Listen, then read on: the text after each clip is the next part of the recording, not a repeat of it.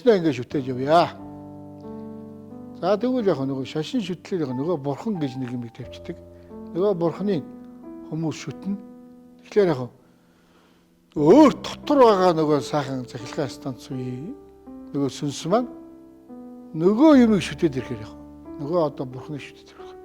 Өөрийгөө алтна гэсэн үг хэлж байна. Яг тэгвэл билегийн чамд сайхан энэ эрчүүч энерги гаргаж өгдөг үйлдвэрлэгч байгаа тийм ээ. Тэр хаа хамаагүй гадны дөрөвдөгч гэж хэлж байгаа шүү дээ энэ бол. Дөрөвдөгч одоо зүйлийг шүтээд за тэгээд энэс хэрэг өөрийгөө алдаж байна. Одоо нэг ёсондоо шашныг бол би бол ченж л гэж хэлнэ. Тэгсэн дунд нь нэг нөхөр ченж бий болсон. А тэрнээс бол тэр Мухаммедч байна уу, Буддач байна уу тийм ээ? Хри одоо Иесус Христч байна тийм ээ? Тэднээс бол буруу байхгүй гэж хэлж байгаа.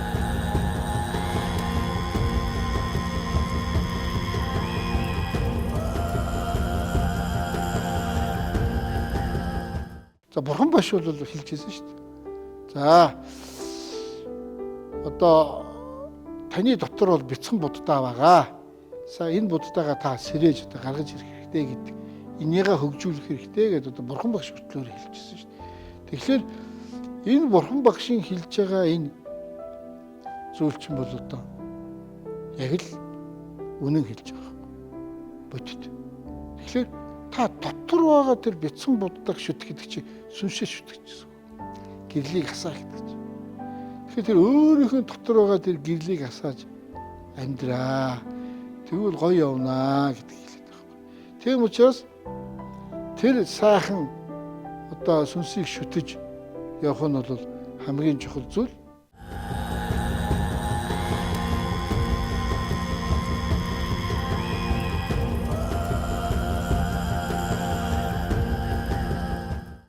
За тэгээд гуравт нь бол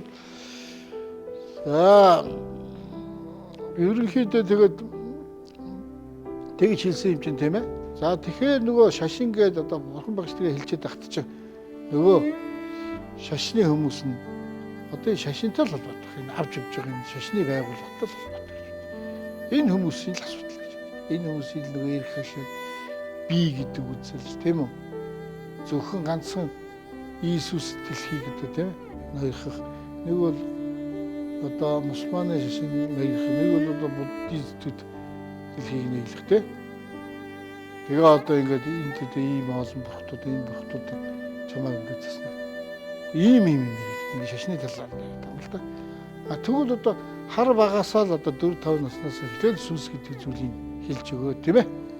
Одоо тэрийг хөгжүүлэх талд нь зааж өгөөд сурж өгөөд одоо ингээд 13, 4, 8, 9 настайд нь сүнсийг хөгжүүлж тэр үйл өөрийг устгаж ингэж явчих хэрэгтэй.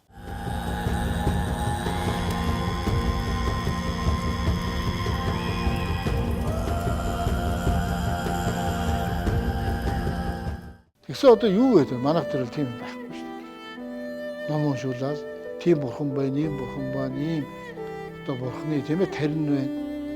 Одоо ном хөлгөн судруудыг чийжлүүлээс ингэж байна. Энэ бол одоо буруу зүйл гэж бодож байгаа. Юун тэр энэ бол өөрийн зүгээр тэр дотор байгаа хүнийг хөгжүүлж цаашаа сургалт нь өөр ах хэрэгтэй. Тийм учраас энэ бол шашны завхралтай юм.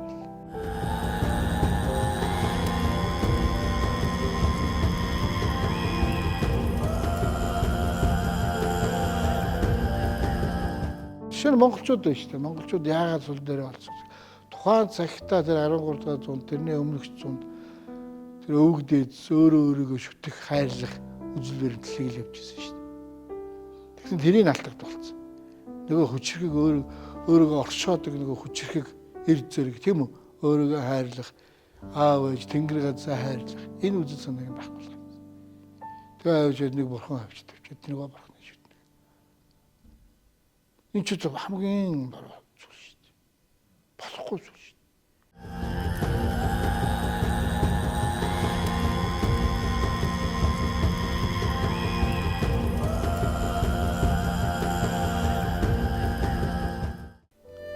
Харин тэнгэрлэг оршихуй гэдэг нь тэнгэр гэдэг чинь өвөг дээдс буюу одоо аав ээж өвөг дээдс элен сулцыг хэлж байгаа шүү. Тэрний л одоо тэнд очиж байгаа тэр орон зайг л одоо очиж орон зайн тэнд орш. Тэр орон зайд л тэд очиж оршин тогтвор хэлээд байгаа шүү дээ. Ер нь бол. Тэр тэнгэр шүтнийг ээж байгаа шүү дээ. Өөрийнх нь. Тэрнээс бусдын тэнгэр шүтдэггүй шүү дээ. Ганцхан ээж авах л аав ээж өвөг дээдсхийн тэнгэрийг шүтэн шүү дээ. Тэр шүтнэ гэдэг чинь энэ дотор байгаа, энэ биеийн дотор байгаа бас нэг таныг бүтээсэн тэр эсүүд байж шүү дээ. Гэрэл байж шүү дээ. Яалч гинээр холбоотой учраас л хэлж байгаа.